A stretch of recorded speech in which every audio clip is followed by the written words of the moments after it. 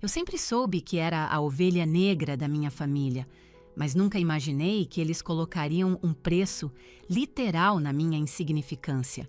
Estávamos todos reunidos no escritório do advogado, uma sala que cheirava a couro envelhecido e café forte, recém-passado. O doutor Sampaio leu primeiro o nome da minha irmã, Clara, no documento. 7.200.000 reais.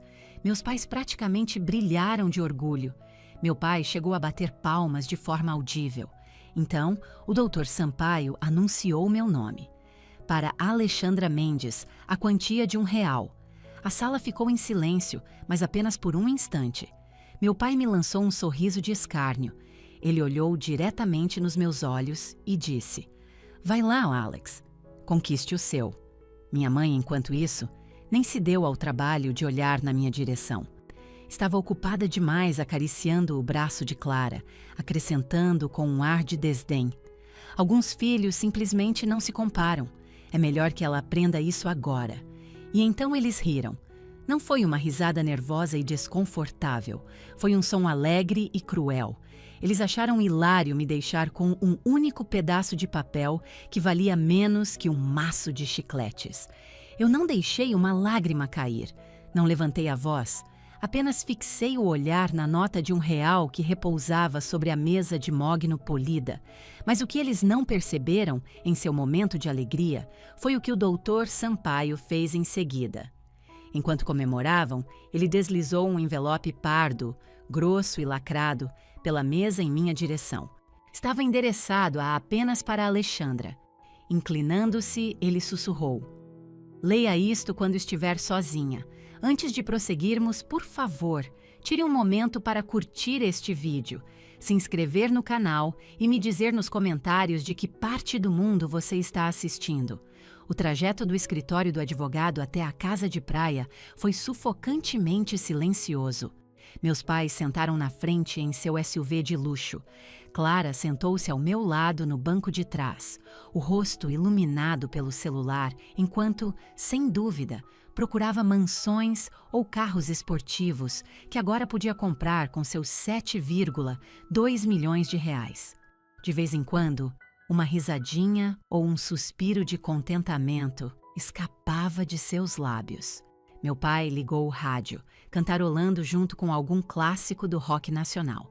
Ele batucava um ritmo no volante, parecendo absolutamente satisfeito. Ele parecia mais leve, como se um fardo tremendo tivesse sido tirado de seus ombros. Minha mãe olhava pela janela, mas eu podia ver seu reflexo sorridente no vidro. Eu apenas fiquei sentada ali, com as mãos agarrando o envelope que o doutor Sampaio me dera. Eu não o abri. Não lhes daria a satisfação de me ver abri-lo na presença deles. Olhei para a nuca do meu pai, para o cabelo impecavelmente arrumado da minha mãe e senti aquela sensação familiar e fria se instalar no meu estômago. Era uma pedra pesada e densa, a sensação de ser completa e totalmente invisível. Esta não era uma sensação nova. A leitura do testamento não foi um choque, não de verdade. Foi apenas o ponto final, ousado e definitivo, de uma sentença que vinha sendo escrita há 2 décadas.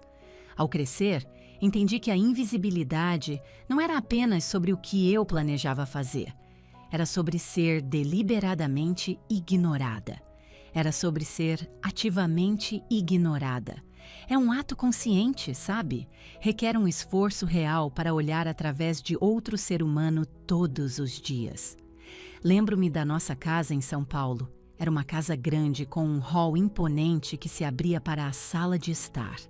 Ao longo da parede esquerda havia prateleiras do chão ao teto, feitas de carvalho escuro e polido. Minha mãe se referia a ela como a galeria. Na realidade, era um santuário para a Clara. Clara era 2 anos mais velha que eu. Ela era vibrante, bonita e infinitamente exigente. Ela era ginasta, tocava violoncelo e era capitã do time de debates. Cada atividade da qual participava resultava em algum tipo de troféu ou certificado, e cada um deles encontrava seu lugar nas prateleiras da galeria. Havia fileiras de ginastas de plástico banhadas a ouro, certificados emoldurados por participação e melhor desempenho, e fitas de todas as cores: azul, vermelho, amarelo. Minha mãe os espanava religiosamente toda terça-feira. Ela pegava um pano macio e polia o plástico até brilhar, alinhando meticulosamente as molduras até que estivessem perfeitamente retas. Eu também tinha minhas conquistas. Eu era excelente em matemática. Ganhei a Feira de Ciências Regional na 6ª série. Tive um conto publicado na revista literária da escola. Um dia trouxe para casa a minha fita da Feira de Ciências. Era uma roseta azul grande, com primeiro lugar, estampado em letras douradas. Eu tinha 11 anos. Ainda consigo sentir meu coração martelando no peito enquanto entrava na cozinha, segurando-a com força. Eu estava desesperada para que a vissem, para que a colocassem na prateleira ao lado da medalha de participação de ginástica da Clara. "Mãe", eu disse. "Pai, olhem." Minha mãe estava no balcão picando legumes. Meu pai estava absorto no jornal. Clara estava à mesa reclamando de uma dor no tornozelo. "Mãe", repeti, minha voz um pouco mais alta. Minha mãe olhou para trás. "Que legal, Alexandra. Coloca na geladeira." "Mas as da Clara estão na prateleira", apontei. Meu pai baixou o jornal, sua expressão era de aborrecimento. "A geladeira está ótima, Alex. Não seja tão invejosa. Isso é feio." "Não é inveja", sussurrei. "Eu ganhei. A Clara machucou o tornozelo hoje", disse minha mãe, voltando sua atenção para as cenouras. "Precisamos colocar gelo nela. Pare de querer que tudo seja sobre você. Eu nunca coloquei a fita na geladeira." Levei-a para o meu quarto e a guardei na gaveta debaixo da minha escrivaninha. Ao longo dos anos, aquela gaveta se tornou minha própria galeria particular. Boletins cheios de notas 10, projetos de arte dos quais eu me orgulhava, uma medalha de uma competição de atletismo. Todos foram para a escuridão. As prateleiras no corredor permaneceram dedicadas a Clara. Eventualmente, elas ficaram sem espaço. Meus pais compraram uma segunda vitrine, encheram aquela também. Não era apenas sobre os troféus, era sobre o espaço mental que ocupávamos em suas mentes. O jantar era a pior parte do dia. Nos reuníamos na mesa de jantar redonda. Meu pai sempre servia a refeição. Ele consistentemente dava a Clara o melhor pedaço de carne, aquele perfeitamente selado. Eu ficava com o pedaço da ponta, aquele que era um pouco duro demais. Era uma coisa pequena, mas era um ritual noturno. Então, Clara, meu pai começava: "Nos conte sobre o seu dia." E a Clara falava. Ela falava pelo que parecia uma eternidade sobre seu treinador, suas amigas, uma garota que ela detestava, um garoto por quem estava apaixonada. Meus pais ouviam, fascinados. Eles acenavam com a cabeça, faziam perguntas de acompanhamento e riam de suas piadas, mesmo daquelas que não tinham graça. Quando ela finalmente parava para comer ou respirar, um silêncio denso descia sobre a mesa. Eu esperava. Eu contava os segundos na minha cabeça. 1, 2, 3, esperando que eles se virassem para mim, esperando que perguntassem: "E como foi o seu dia, Assis Alexandra?" Eles nunca perguntavam. Eles simplesmente passavam a falar sobre contas, uma viagem que estavam planejando ou os vizinhos. Aprendi a comer minha comida rapidamente. Aprendi a tirar meu prato sem fazer barulho. Aprendi que minha voz era uma interrupção indesejada. Houve um único momento que gravou essa realidade em pedra para mim. Eu tinha 17 anos. Era a época do meu baile de formatura do ensino médio. Clara tinha ido ao seu baile 2 anos antes.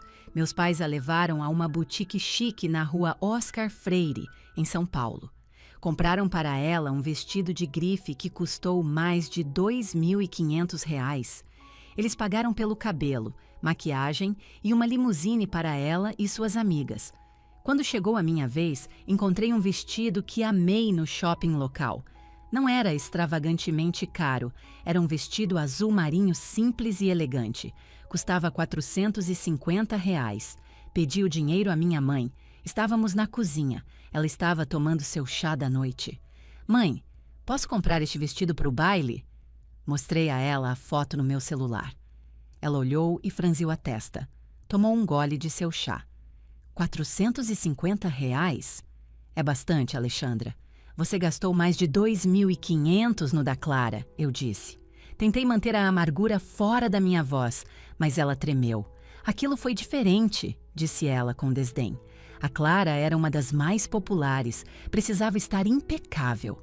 Você só vai com suas amigas, não é? Eu ainda quero estar bonita, respondi. Ela suspirou, uma exalação longa e cansada. Ela pousou a xícara de chá e me olhou com uma expressão suave e piedosa. Aquele olhar era mais doloroso do que qualquer raiva. Alexandra, disse ela suavemente, você não precisa de tudo isso. Você não é como a Clara. Você é simples, quieta.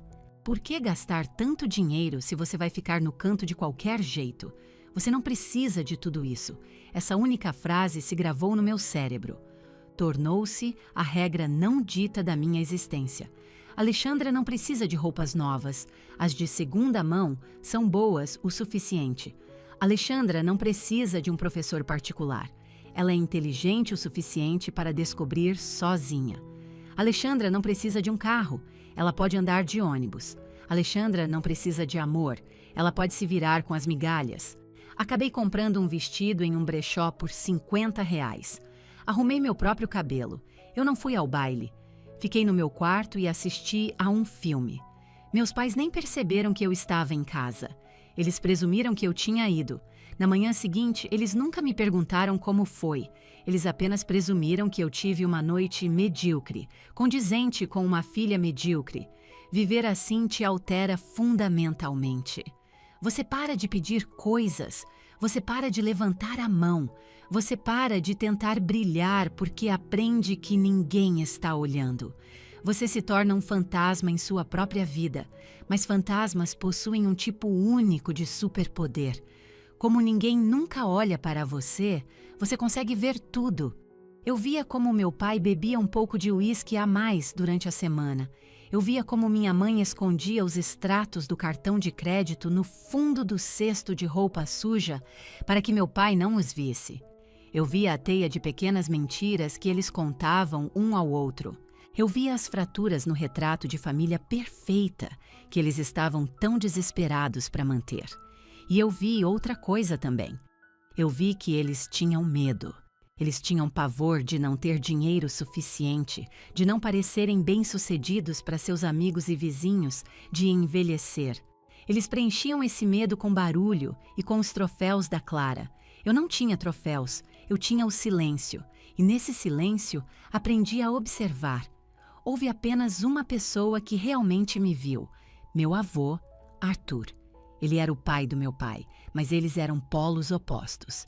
Meu pai era barulhento, ostensivo e obcecado por status social. O vovô Arthur era quieto, firme e obcecado pela verdade. Ele construiu a riqueza da família do zero com uma construtora que ele começou do nada. Suas mãos eram calejadas e ele usava camisas de flanela, mesmo sendo um milionário.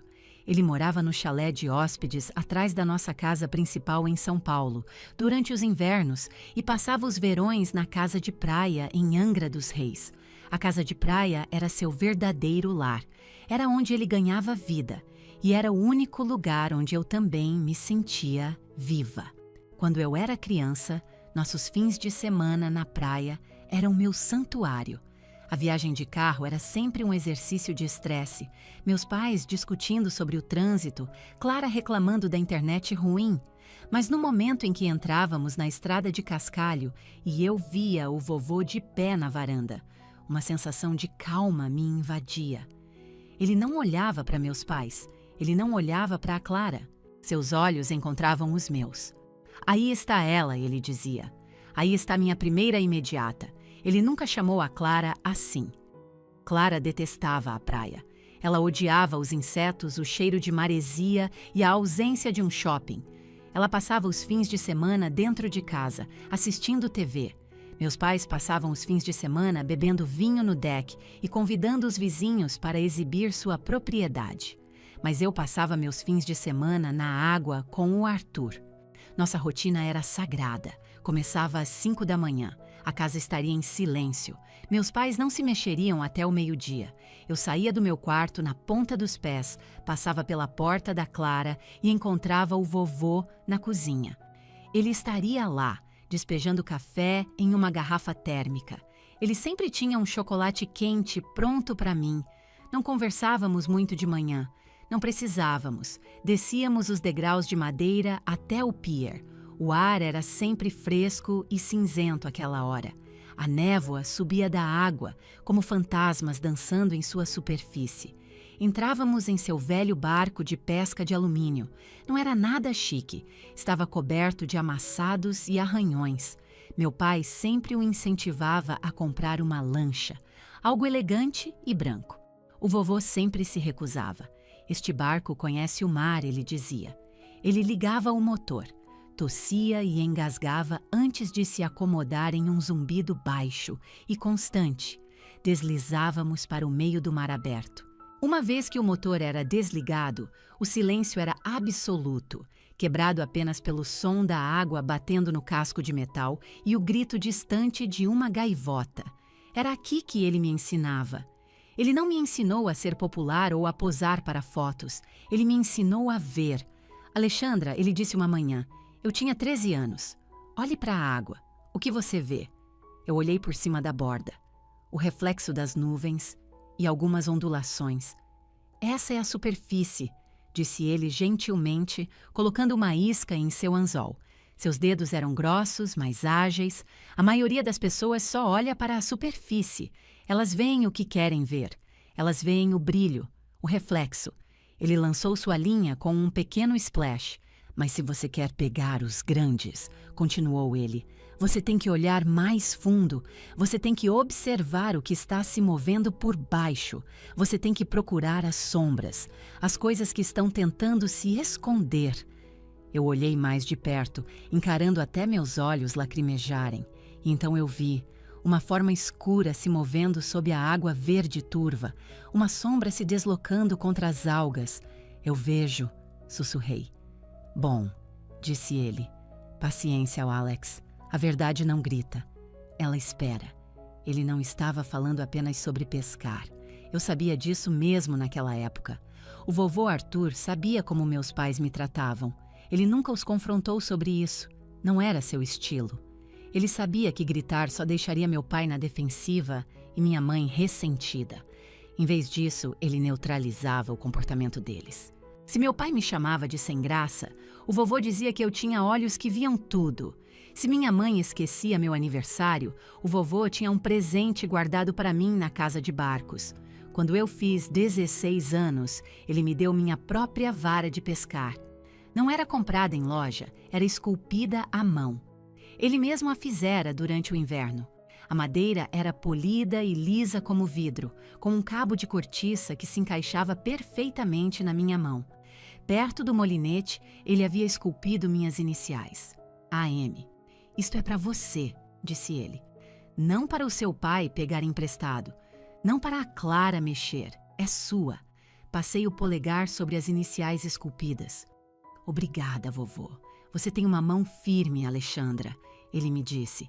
Sua irmã, ela é como um fogo de artifício, brilhante, barulhenta e some num piscar de olhos.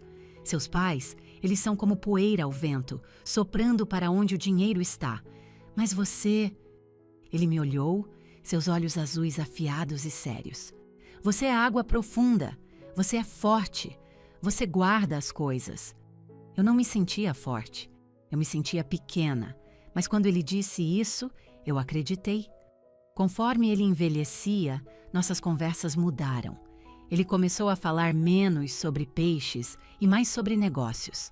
Não os aspectos superficiais dos quais meu pai se gabava em festas, mas a mecânica real deles. Ele trazia livros contábeis para o barco, ele me mostrava colunas de números. Os números contam uma história, disse ele. As pessoas mentem, elas sorriem para você quando te odeiam. Elas fazem promessas quando estão planejando roubar. Mas os números, se você souber como lê-los, eles nunca mentem, eles sempre deixam um rastro. Ele me ensinou a identificar uma empresa de fachada. Ele me ensinou a identificar um relatório de despesas inflado. Ele me ensinou que um número ausente é tão significativo quanto um que está presente. Por que você está me mostrando tudo isso? Perguntei a ele uma vez. Eu tinha 23 anos, recém-formada em contabilidade, um diploma que meus pais zombavam abertamente porque não era criativo ou prestigioso. O vovô olhou para o horizonte. Ele parecia cansado naquele dia. Sua pele tinha uma palidez acinzentada, porque alguém nesta família precisa saber como guiar o navio quando a tempestade vier, e não vai ser o seu pai. Eu não entendi o peso total de suas palavras na época. Pensei que ele estava apenas sendo ranzinza sobre os hábitos de consumo do meu pai. Não percebi que ele estava me preparando para uma guerra. Ele faleceu há 6 meses, um ataque cardíaco. Foi rápido e final. Quando ele morreu, parecia que a única luz no meu mundo havia se extinguido. Meus pais fizeram um funeral enorme e ostensivo. Contrataram um buffet. Usaram roupas pretas de grife. Choraram alto na primeira fila. Clara fez um discurso fúnebre onde falou sobre o quanto o vovô amava sua ginástica. Uma invenção completa. Ele nunca foi a uma única competição. Eu sentei no fundo. Não falei. Não derramei uma lágrima na frente deles. Apenas apertei a pequena isca de pesca de madeira que ele me dera no bolso, apertando-a até os anzóis cravarem na minha palma. Após o funeral, os tubarões começaram a circular. Meus pais começaram a falar sobre o patrimônio. Falaram da casa de praia como se fosse apenas uma pilha de dinheiro esperando para ser contada. Falaram sobre seus investimentos. Mal podiam esperar para colocar as mãos naquilo. E então veio a leitura do testamento. O momento que eles aguardavam ansiosamente. O momento que eles acreditavam que os coroaria rei e rainha. Eles conseguiram o dinheiro, conseguiram a validação, conseguiram rir por último, ou assim pensavam. Enquanto voltávamos para a casa de praia, deixando o escritório do advogado para trás, olhei para o envelope lacrado no meu colo. Pensei nos números que o vovô me ensinou a ler. Pensei nas sombras sob a água. Observe o que se move por baixo. Meu pai aumentou o rádio, sua voz agora ecoando junto com a música. "É um lindo dia!" ele gritou. Toquei o envelope. Podia sentir uma forma dura e retangular dentro, junto com os papéis. Eu não era mais a vítima, eu era a pescadora, e a água estava prestes a ficar muito, muito agitada. Acordei cedo na manhã seguinte, meu corpo ainda sintonizado com o horário de pesca do vovô. O sol estava apenas nascendo sobre o mar, pintando a água com listras de rosa e laranja. Por um segundo fugaz, eu esqueci. Esqueci do advogado, dos 7,2 milhões de reais e da nota de R$ 1 sobre minha mesa de cabeceira. Então, ouvi um barulho vindo do andar de baixo, um som de baque seguido pelo rasgo agudo de fita adesiva. Vesti-me rapidamente, colocando um jeans e um suéter grosso. Arrumei minha mala. Não tinha muito o que levar, só trouxera 3 mudas de roupa para o fim de semana. Dobrei-as cuidadosamente. Coloquei o envelope do Dr. Sampaio no bolso da frente da minha mochila. Coloquei a nota de R$ 1 na minha carteira. Parecia a piada final de uma história da qual eu não fazia parte. Quando desci, a casa parecia estar sendo preparada para uma liquidação. Meus pais estavam em um frenesi de atividade. Eles não estavam de luto, estavam trabalhando. Minha mãe estava na sala de estar, armada com um bloco de post-its amarelos. Ela se movia metodicamente de um móvel para o outro, colando um quadrado amarelo em tudo. Cola. O antigo relógio de pêndulo. Cola. A poltrona de couro. Cola. A pintura a óleo do veleiro. Meu pai estava na sala de jantar com uma prancheta, sua voz alta e retumbante ao telefone. Sim, a mesa de mogno é original, ele dizia. Quero que seja avaliada hoje. Não, não vamos ficar com ela. Queremos liquidar. Tudo tem que ir. Vamos reformar. Liquidar. Reformar. O vovô se fora há 6 meses, mas eles esperaram o testamento se tornar oficial. Agora que a tinta estava seca, eles o estavam apagando sistematicamente. Estavam convertendo sua casa, seu santuário, em dinheiro. Entrei na cozinha. Clara estava lá, envolta em um hobby de seda preto que gritava caro. Ela estava encostada no balcão, segurando uma xícara de chá e olhando pela janela com uma expressão tragicamente pensativa. Ah, Alex, ela suspirou ao me ver. Eu simplesmente não consigo acreditar que ele realmente se foi. É tão difícil estar aqui. Tudo me lembra dele. Olhei para ela, depois para o balcão ao seu lado. Um catálogo brilhante de uma concessionária de carros de luxo estava aberto. Ela havia circulado um conversível com tinta vermelha. Você nunca vinha aqui, Clara, eu disse, minha voz plana. Você odiava este lugar. Ela se virou para mim, seus olhos se estreitando. A máscara de luto escorregou. Eu não odiava. Eu só tinha uma vida, Alexandra. Ao contrário de algumas pessoas. Ela tomou um gole condescendente de seu chá. Além disso, o vovô gostaria que eu ficasse com o dinheiro. Ele sabia que eu faria algo grande com ele. Ele sabia que eu tinha potencial. Ele sabia que você gostava de gastar dinheiro. Corrigi. Não seja tão amarga, ela retrucou. É feio. Papai disse que você ficaria amarga. Não respondi. Passei por ela até a cafeteira. Estava vazia. Claro. Minha mãe entrou apressada na cozinha, parecendo energizada, com os olhos brilhantes. Ela me viu e seu sorriso vacilou um pouco. Alexandra, disse ela. Ótimo, você acordou. Precisamos que você esvazie o chalé de hóspedes. O chalé de hóspedes era onde o vovô morava, onde ele dormia, onde guardava seus livros, suas ferramentas. Você quer que eu jogue as coisas dele fora? Perguntei. Precisamos do espaço, disse ela, olhando para o relógio. Vamos contratar uma empresa de staging para vir na próxima semana. Vamos colocar a propriedade à venda.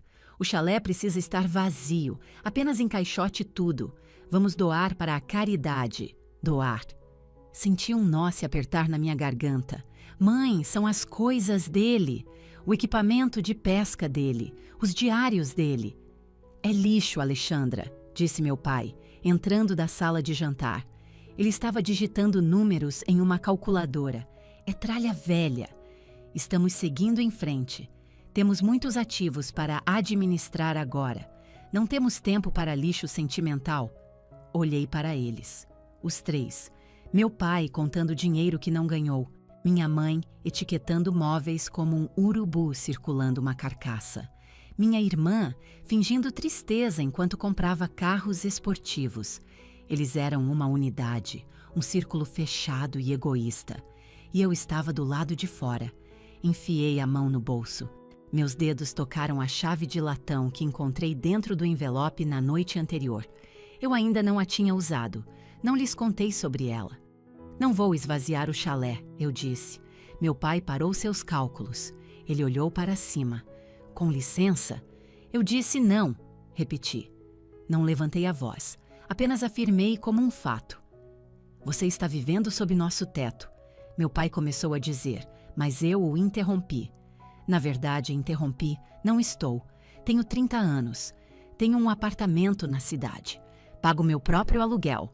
E agora estou indo embora. Minha mãe soltou uma risada curta e aguda. Indo embora? E para onde? Vai gastar seu R$1? Clara riu. Aquele foi o momento. A torção final da faca. Eles esperavam que eu desmoronasse. Esperavam que eu implorasse por uma parte do dinheiro. Esperavam que eu pedisse desculpas por ser difícil. Fui até a mesa onde estava minha mala. Peguei-a e a joguei sobre o ombro. Vou conquistar o meu, eu disse, devolvendo as palavras do meu pai a ele. Olhei para minha mãe. Você está certa. Eu não preciso de muito. Virei as costas para eles. Meu pai gritou algo com raiva enquanto eu caminhava para a porta, mas não parei.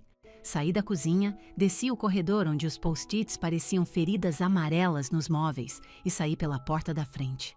Entrei no meu sedã velho. Tinha uma mancha de ferrugem no para-choque e mais de 250 mil quilômetros rodados. Dei a partida. Não voltei para a cidade. Dirigi pela longa estrada de cascalho, mas em vez de virar à esquerda em direção à rodovia, virei à direita. Dirigi por 3 quilômetros até a pousada Beira-Mar. Era uma pousada barata que cheirava a pinho e cigarro velho. O vovô e eu costumávamos tomar café da manhã lá às vezes, porque ele adorava as panquecas deles. Fiz o check-in em um quarto. Paguei por 3 noites em dinheiro. Sentei-me na beirada da cama irregular. O quarto estava quieto, sem post-its, sem lágrimas falsas. Apenas eu e o zumbido baixo do frigobar. Tirei o envelope da minha bolsa e esvaziei seu conteúdo sobre a colcha desbotada. A nota de R$1, a carta, a chave de latão. Peguei a chave. Era pesada, antiga. Eu sabia exatamente o que ela abria. Mas primeiro eu precisava entender o porquê. Desdobrei a carta. Eu a tinha lido por cima no carro, mas agora precisava estudá-la. A caligrafia estava trêmula. O vovô a escrevera perto do fim. Alexandra, se você está lendo isto, significa que eles fizeram exatamente o que eu esperava. Pegaram o ouro e deixaram a poeira para você. Não se preocupe, ouro é pesado, mas a poeira entra em tudo. Eles pensam que eu não vi. Pensam que eu era apenas um velho olhando para o mar. Mas você e eu sabemos a verdade. Nós olhamos sob a superfície. Você é a única que sabe o valor de um dia duro de trabalho. Você é a única que sabe que a verdade está nos números. Comece onde a verdade foi distorcida pela primeira vez. Abaixo de sua assinatura havia uma série de datas e números. Não era um número de telefone ou uma conta bancária. 15 de outubro de 2019, 25 mil. 2 de novembro de 2019, 60 mil CEA. 20 de janeiro de 2020, 200 mil ADV. Havia páginas deles, 3 folhas de papel de bloco cobertas por sua caligrafia expansiva. Respirei fundo, abri meu laptop e me conectei ao Wi-Fi lento da pousada. Eu era contadora. Meus pais riam da minha profissão, me chamavam de uma contadora chata, mas os grãos se somam, e agora eu estava prestes a contar cada um deles. O quarto da pousada estava escuro, a única iluminação vindo da tela brilhante do meu laptop. Eram 3 da manhã. Eu estava trabalhando há 10 horas seguidas. Meus olhos ardiam e minhas costas doíam. 3 xícaras de café vazias estavam na mesa de cabeceira. Mas eu não conseguia parar. A carta do vovô não era apenas uma despedida, era um mapa. A frase "comece onde a verdade foi distorcida pela primeira vez" ecoava em minha mente. Pensei nisso por uma hora. Onde a verdade foi distorcida pela primeira vez? Então meus olhos caíram na primeira data da lista, 15 de outubro de 2019. Eu me lembrava daquela data. Foi o ano em que o vovô ficou gravemente doente pela primeira vez. Ele teve uma pneumonia forte e ficou hospitalizado por 2 semanas. Meu pai assumiu temporariamente o controle das finanças da família para ajudar. Essa foi a distorção. Olhei para o número ao lado da data, 25 mil. Entrei no banco de dados de registros públicos, usando as habilidades da minha certificação de detecção de fraudes, outra qualificação que meus pais não sabiam que eu tinha. Puxei os registros da empresa de consultoria do meu pai, Mendes Associados. Em 15 de outubro de 2019, a Mendes Associados havia recebido um pagamento de R$25 mil do Fundo Arthur Mendes. A descrição dizia: consultoria de manutenção. Franzi a testa. O vovô nunca precisou de um consultor para manutenção. Ele consertava tudo sozinho ou contratava o seu Zé da Rua por R$100 a hora. Fui para a PIP ir à próxima entrada, 2 de novembro de 2019, R$60 mil, para uma empresa chamada Clara Interiores. C. Clara Mendes. Minha irmã havia lançado brevemente um negócio de design de interiores naquele ano. Durou 3 meses antes que ela perdesse o interesse. Ela não teve nenhum cliente. Mas, de acordo com esses registros, o fundo do vovô havia pago a ela R$60 mil por uma consultoria de design. Um arrepio percorreu minha espinha. Não era o ar-condicionado, era o horror crescente do que eu estava vendo. Eles não apenas esperaram ele morrer, eles o estavam sangrando enquanto ele ainda estava vivo. Meus dedos voaram pelo teclado. Criei uma planilha. Coluna A, data. Coluna B, valor. Coluna C, a mentira. Os números aumentavam. 20 de janeiro de 2020, R$200 mil. Adiantamento sobre gestão de patrimônio. Isso foi diretamente para a conta bancária pessoal da minha mãe. 15 de junho de 2021, R$750 mil. Compra de imóvel para investimento. Rastreia este com cuidado. O fundo havia de fato comprado um apartamento no Guarujá, mas quando puxei a escritura, o apartamento não estava no nome do vovô, estava no do meu pai. Ele usou o dinheiro do vovô para comprar uma casa de férias para si mesmo e escondeu a transação nas profundezas dos livros contábeis sob diversificação de portfólio. Meu coração batia forte no peito. Isso não era apenas ganância, isso era desvio de dinheiro, isso era abuso de idoso, isso era um crime. O vovô sabia. Olhei novamente para as folhas de papel. Ele havia documentado meticulosamente cada uma dessas transações. Ele deve ter se sentado em seu escritório tarde da noite, comparando seus extratos bancários com as mentiras que meu pai lhe contava. Ele viu o dinheiro desaparecendo. Ele viu seu próprio filho roubando dele. Ele viu sua nora tratando o trabalho de sua vida como seu caixa eletrônico pessoal. E ele não disse uma palavra. Ele apenas anotou tudo. Por quê? Por que ele não chamou a polícia? Por que não os demitiu? Então me lembrei do que ele me disse no barco. A verdade não grita, ela espera. Ele sabia que se os confrontasse, eles o manipulariam. Alegariam que ele estava velho, confuso, senil. Poderiam até tentar interná-lo para obter o controle do resto de seu dinheiro. Então ele esperou. Ele esperou por mim. Olhei para o total na parte inferior da minha planilha. Ao longo de 5 anos, eles haviam desviado quase R$10 milhões. E isso foi antes do testamento. Antes dos 7,2 milhões que acabaram de herdar. Eles eram ladrões. Ladrões sorridentes, bem vestidos, que frequentavam clubes. Caí de volta na cadeira barata da pousada, sentindo-me enjoada. Lembrei-me de minha mãe dizendo: "Você não precisa de tudo isso." Lembrei-me de meu pai dizendo: "Vai lá, conquiste o seu." Eles haviam roubado milhões, mas me negaram um vestido de formatura de R$450. Eles haviam roubado o próprio pai e depois riram ao me deixar com um único real. A raiva que surgiu em mim não era a raiva quente e chorosa da minha infância. Era diferente, era fria, era dura. Era a água profunda da qual o vovô falara. Olhei para a chave de latão novamente. Os números no papel eram a prova do crime, mas eram apenas números. Para realmente pegá-los, para que as acusações se sustentassem, eu precisava da prova cabal. Eu sabia onde a chave se encaixava. No escritório do vovô, na casa principal, havia um armário alto e trancado no canto. Minha mãe o odiava, chamava-o de um trambolho.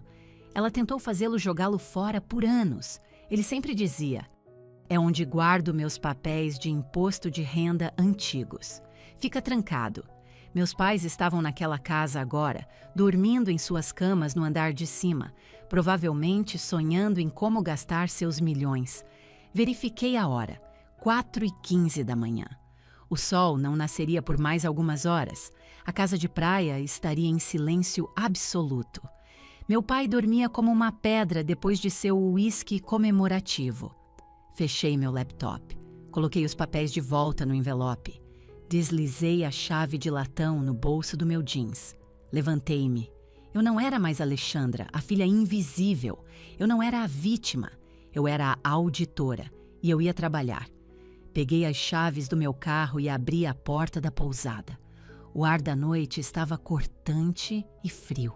Enquanto caminhava para o meu carro, o cascalho rangia suavemente sob minhas botas. Eu não estava com medo. Era hora de voltar para casa. Era hora de ver o que havia no armário. Estacionei meu carro a uns 400 metros da casa. Não podia arriscar que os faróis varressem as janelas dos quartos ou que o barulho dos pneus no cascalho acordasse meu pai. Andei o resto do caminho na escuridão da madrugada.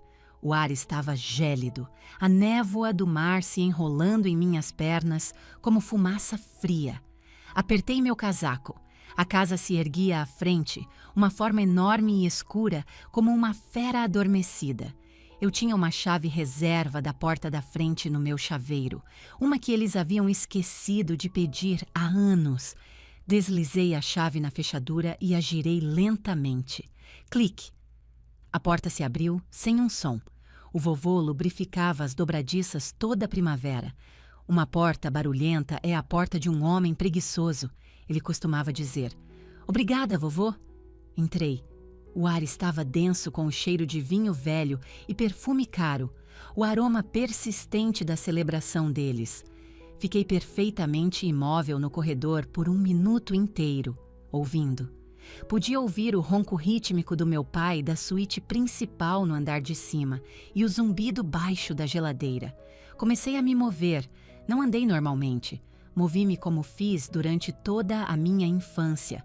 Na ponta dos pés, deslocando meu peso com cuidado praticado, tornando-me leve. Um fantasma em minha própria casa. Fui direto para o escritório. Ficava nos fundos da casa com uma grande janela com vista para o mar. Este era o quarto do vovô. Minha mãe já havia começado sua conquista, deixando post-its amarelos em sua cadeira de couro e em seu globo antigo. Ignorei-os e fui para o canto. Lá estava ele. O armário alto de madeira escura. Parecia um móvel de escritório comum, mas eu sabia que era feito sob medida. Tirei a pesada chave de latão do meu bolso. Minha mão tremia um pouco. Respirei fundo e firmemente. Foco. Faça o trabalho. Deslizei a chave na fechadura. Ela girou com um clunk satisfatório. Abri as portas. Dentro não havia uma bagunça, mas uma biblioteca de evidências meticulosamente organizada. Havia 3 prateleiras. A prateleira de cima continha pastas, cada uma rotulada por ano. A prateleira do meio continha papéis soltos e blocos de anotações. A prateleira de baixo continha uma pequena caixa de metal preta e uma câmera de vídeo digital. Puxei a pasta rotulada 2022 e a abri. Não eram apenas recibos, era um diário de roubo. O vovô havia impresso e-mails que meu pai lhe enviara. E-mails onde ele alegava precisar de dinheiro para reparos de emergência ou honorários advocatícios. Ao lado dos e-mails, o vovô havia escrito em tinta vermelha: nenhum reparo foi feito. Isto é uma mentira. Ele havia guardado cada fatura falsa, cada documento fraudulento. Em um dos blocos de anotações, encontrei uma entrada de diário. HIT vieram hoje com um documento. Uma transferência de escritura do lote sul. Eu disse a eles que estava cansado e assinaria mais tarde. Ela ficou com raiva. Ela não sabe disfarçar. Lágrimas picaram meus olhos. Ele os estava enfrentando sozinho. Ele viveu nesta casa, jantou com eles, foi pescar comigo, tudo isso sabendo que eles o estavam roubando descaradamente. Olhei para a prateleira de baixo. A câmera. Era um modelo de alta qualidade, pequeno, mas poderoso. Peguei-a. Uma bateria estava acoplada. Liguei-a. A tela piscou e acendeu. Pressionei o botão de play. O vídeo que apareceu na pequena tela fez meu sangue gelar. O carimbo de data e hora era de 3 meses atrás. O ângulo da câmera era da estante de livros, olhando para pela mesa. O vovô deve tê-la escondido lá. No vídeo, o vovô estava sentado em sua cadeira, parecendo frágil. Meu pai e minha mãe estavam de pé sobre ele. Assine logo, pai, disse meu pai com a voz agressiva. Pare de ser difícil. É apenas um formulário de autorização. Eu quero ler, disse o vovô, sua voz fraca, mas teimosa. Não temos tempo para você ler 40 páginas, retrucou minha mãe, batendo a mão na mesa. Estamos tentando proteger seus bens. Quer que o governo pegue tudo? Assine. Eu não sei, disse o vovô.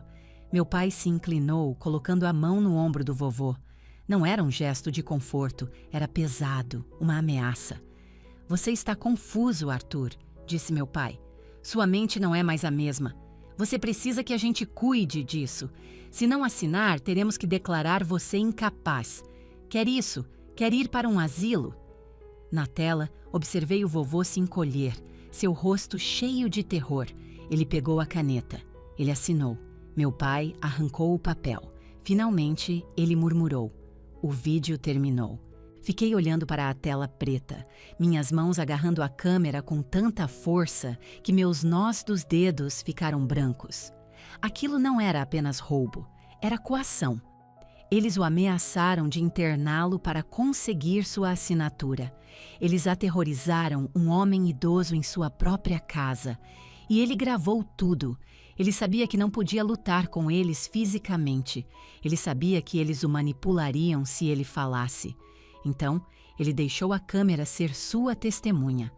Olhei para a chave de latão na minha mão. Ele não me deu apenas uma herança. Ele me deu a arma para destruí-los. Eu não tinha muito tempo. O sol logo nasceria. Eu precisava garantir as provas, mas não podia simplesmente levá-las. Se eles acordassem e encontrassem um armário vazio, entrariam em pânico, contratariam advogados e destruiriam qualquer outra prova. A carta do vovô dizia: a verdade não grita, ela espera. Eu tinha que ser paciente, tinha que deixá-los caminhar direto para a armadilha. Sentei-me no chão do escritório e abri meu laptop.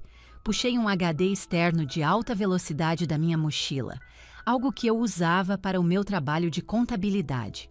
Removi o cartão SD da câmera e o inseri no meu laptop. Havia mais de 50 arquivos de vídeo, horas de filmagem. Copiei cada um deles para o meu HD. Depois, copiei-os novamente para um servidor seguro na nuvem. E depois novamente para um pendrive no meu chaveiro. Backup triplo.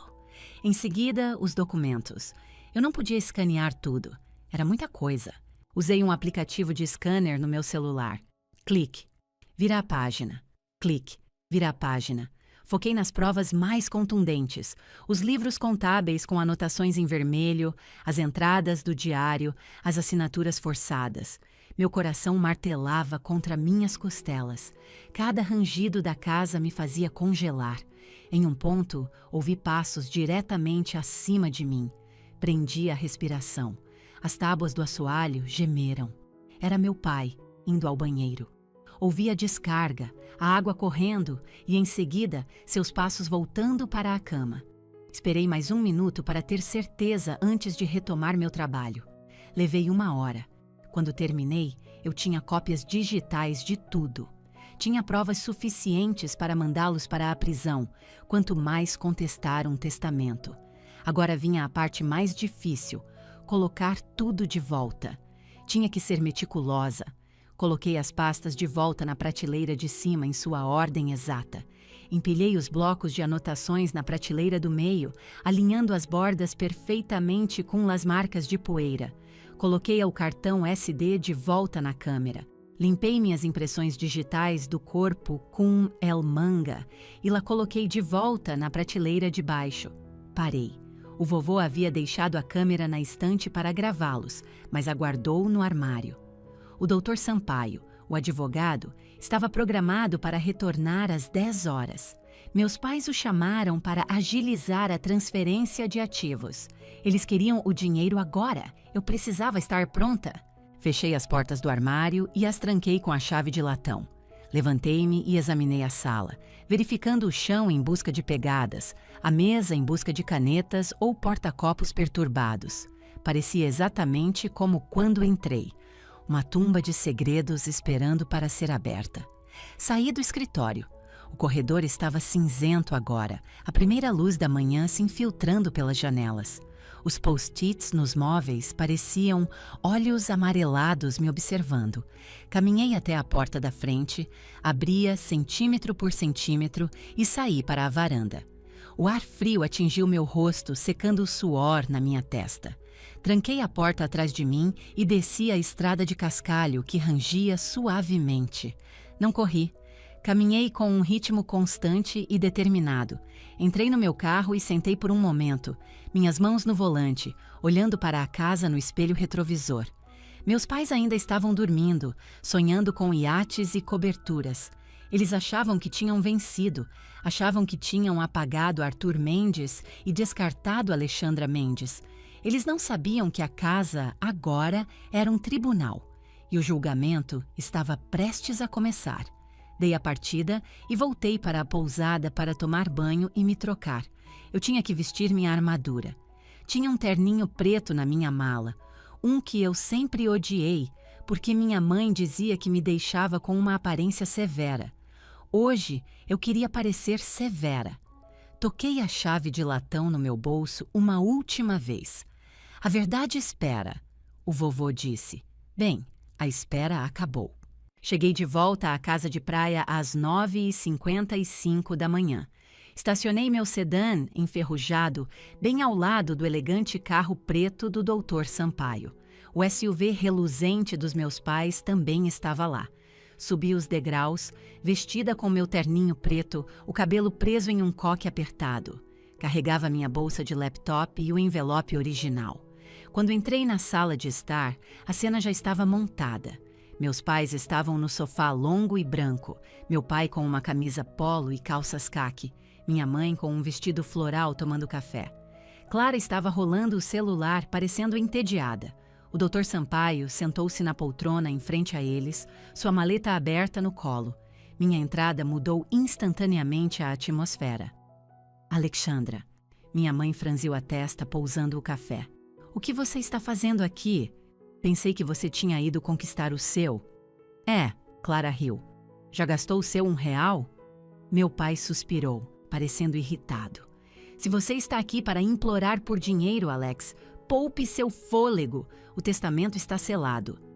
Não respondi a eles. Entrei na sala e fiquei ao lado do Dr. Sampaio. Bom dia, Dr. Sampaio, eu disse. O Dr. Sampaio olhou para cima, sua expressão séria. Ele acenou para mim. Senhorita Mendes, está na hora certa. Os olhos do meu pai se estreitaram. Na hora certa para quê? Para a segunda parte da leitura, disse o Dr. Sampaio calmamente. Segunda parte? Meu pai se endireitou. Não há segunda parte. Lemos o testamento. Acabou. O testamento tinha uma cláusula de contingência, afirmou o doutor. Sampaio, pegando um controle remoto de sua maleta. Arthur foi muito específico. Se Alexandra retornasse com a chave, deveríamos prosseguir para o passo 2. Chave? Minha mãe olhou para mim. Que chave? Enfiei a mão no bolso e tirei a pesada chave de latão. Levantei-a para que a luz batesse no metal. O rosto do meu pai ficou pálido. Ele a reconheceu. Ele sabia exatamente o que ela abria. Isso é do escritório, ele gaguejou. Você arrombou o escritório? Eu não arrombei, eu disse. Fui convidada. O Dr. Sampaio apontou o controle remoto para a grande TV de tela plana montada acima da lareira. Arthur deixou uma mensagem em vídeo. Ele queria que todos vocês a vissem juntos. Isso é ridículo, disse minha mãe, levantando-se. Não vou assistir a isso. Arthur estava senil. O que quer que ele tenha dito, não importa. Sente-se, Helena, ordenou o Dr. Sampaio. Sua voz era afiada como um estalo de chicote. Não era um pedido. Minha mãe sentou-se lentamente de volta. O Dr. Sampaio apertou o play. A tela piscou e o rosto do vovô apareceu. Ele estava sentado em seu escritório, o mar visível atrás dele. Parecia mais saudável, mais forte. Olá. A voz do vovô encheu a sala. Se vocês estão assistindo a isso, significa duas coisas. Uma, eu estou morto. E duas, Alexandra encontrou a verdade. Meus pais estavam congelados. Clara finalmente levantou os olhos do celular. Tomás. Helena, continuou o vovô, olhando diretamente para a câmera. Vocês passaram os últimos 5 anos esperando que eu morresse. Pensaram que eu não os vi roubando do fundo. Pensaram que eu não notei as faturas falsas, as empresas de fachada, a coação. Isso é mentira, gritou meu pai, pulando de pé. Desligue isso. Sente-se, Sr. Mendes, disse o Dr. Sampaio. ou eu chamarei o delegado. Ele está esperando lá fora no carro. Meu pai desabou de volta no sofá, como se seus fios tivessem sido cortados. Ele parecia que ia passar mal. Na tela, o vovô levantou uma pasta. Eu registrei tudo. Cada real que vocês roubaram, cada documento que me forçaram a assinar, está tudo no armário. Então, o vídeo cortou. A tela mudou. Era a filmagem da câmera escondida, a filmagem que eu assistira na noite anterior. A sala assistiu em silêncio atordoado enquanto o vídeo passava. Eles assistiram meu pai ameaçando o vovô. Eles assistiram minha mãe batendo a mão na mesa. Eles ouviram suas próprias vozes. Se não assinar, teremos que declarar você incapaz. Foi brutal, foi inegável. A mão da minha mãe voou para a boca. Clara olhou da tela para seus pais, os olhos arregalados de choque. Vocês fizeram isso? Sussurrou Clara. Está editado, engasgou meu pai. Está fora de contexto. O vídeo terminou. O rosto do vovô retornou. Devido a esta grave má conduta, disse o vovô com a voz firme, estou invocando a cláusula de indignidade sucessória em meu planejamento patrimonial. Qualquer um que tenha fraudado ou abusado do patrimônio perde sua herança. Ele fez uma pausa, um sorriso triste e pequeno no rosto. Os 7.200.000 prometidos a Clara são revogados, pois foram financiados por ativos roubados. A casa de praia, os investimentos e o controle da Fundação Mendes são transferidos para a única pessoa que nunca me pediu um centavo.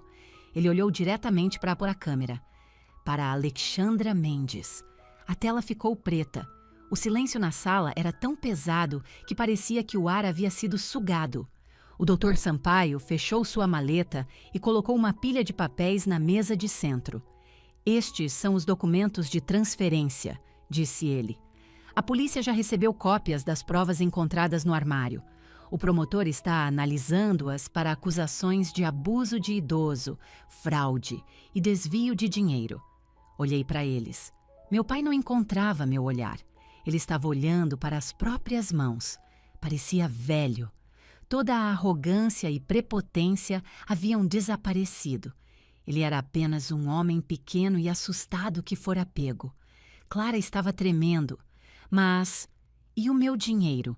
Eu dei um sinal em um apartamento, encomendei um carro.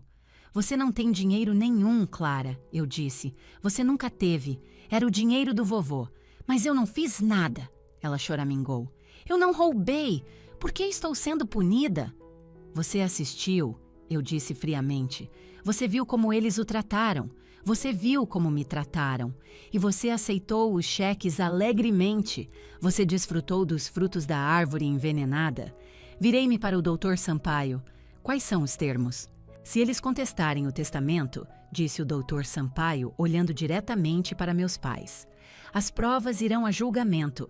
Eles provavelmente enfrentarão de 10 a 15 anos de prisão. Se aceitarem os termos, saem sem nada. O espólio não apresentará queixa-crime, desde que desocupem todas as propriedades imediatamente e assinem uma confissão completa de culpa para o registro civil. Meu pai olhou para cima, seus olhos vermelhos. Nada? Você vai nos deixar sem nada? Alex, somos seus pais. E ele era seu pai, eu disse. Isso te impediu? Ele se encolheu. Vocês me deram R$1, eu disse. Me disseram para conquistar o meu. Bem, eu conquistei. Conquistei isso prestando atenção quando vocês não prestaram. Enfiei a mão no bolso e tirei a nota de R$1 que eles me deram no dia anterior. Coloquei-a gentilmente na mesa na frente do meu pai. Aqui, eu disse. Comecem com isto. Eu não gritei, não berrei, não virei a mesa. O vovô estava certo. A verdade não precisava gritar. Seu peso era suficiente para esmagá-los. A mão do meu pai tremeu quando ele pegou a caneta que o Dr. Sampaio estendeu. Ele assinou os papéis. Minha mãe assinou em seguida, suas lágrimas borrando a tinta. Clara não precisou assinar nada. Ela apenas ficou sentada ali, a percepção de que seu futuro dourado acabara de evaporar tomando conta dela. Vocês têm 1 hora para desocupar o local. anunciou o Dr. Sampaio. As fechaduras serão trocadas ao meio-dia. 1 hora depois, eles se foram. Enfiaram no SUV as roupas que couberam. Não havia espaço para os móveis, a arte ou os troféus. Eles partiram em uma nuvem de poeira de cascalho, já discutindo antes mesmo de chegarem à estrada principal. Fiquei na varanda e os vi partir. Senti-me leve. Não foi uma explosão súbita de alegria, mas um alívio profundo e silencioso. A pedra no meu estômago sumira. O manto de invisibilidade que usei por 30 anos se dissolveu. Andei pela casa, arrancando os post-its amarelos dos móveis. Rasga. Do relógio, rasga. Da poltrona, rasga. Do globo. Amassei-os e joguei-os no lixo. A casa podia respirar novamente. Saí pela porta dos fundos e desci as escadas de madeira até o pier. O sol estava alto. A névoa se dissipara e o mar era de um azul brilhante e cintilante. Caminhei até o final do pier e sentei-me, deixando minhas pernas balançarem sobre a beirada. A água estava calma. Pensei no futuro. Eu tinha uma fundação para administrar, uma fortuna para gerenciar. Provavelmente venderia a casa grande em São Paulo. Muitas lembranças ruins pairavam ali, mas eu manteria este lugar. Consertaria o barco. Cuidaria das varas de pescar. Olhei para a água, observei a superfície, depois olhei mais fundo. Vi as algas balançando na corrente e um cardume de peixinhos passando. Eu consegui, vovô, sussurrei. Uma brisa suave ondulou a água. Parecia um suspiro de alívio. A água parada diz a verdade, se você souber ouvir. Pela primeira vez na minha vida, eu não tive que lutar para ser ouvida. Não precisei provar que existia. Eu estava aqui. Eu era a dona da minha própria vida. Respirei fundo o ar com cheiro de maresia. Alguns finais chegam silenciosamente, eu disse para o mar. Algumas liberdades também. Levantei-me, tirei a poeira do meu terninho preto e me virei para a casa. Minha casa. Eu tinha muito trabalho a fazer. E pela primeira vez, mal podia esperar para começar. Fim da história.